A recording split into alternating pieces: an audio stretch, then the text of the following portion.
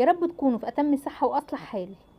ان شاء الله النهارده هنعمل مع بعض صوبيا الرحماني بطريقه محلات الرحماني. طبعا محلات الرحماني دي غنيه عن التعريف، هي موجوده في السيده زينب. شايفين بقى الصوبيا بتاعتنا عامله ازاي والقوام بتاعها عامل ازاي؟ بجد القوام بتاعها تحفه جدا، وهي مفيده جدا للاطفال الصغيرين، مفيده كمان للكبار.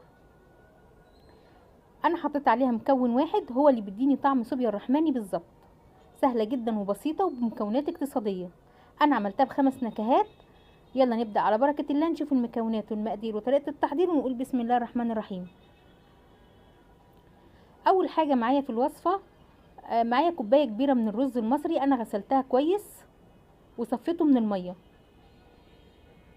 احط عليها 6 كوبايات من الميه بمقدار اللي انا عايرت بيه كوبايه الرز. دول كده 6 كوبايات من الميه. هرفع الخليط بتاعي دون على النار وهسيبه يغلي على نار هاديه جدا. طبعا كده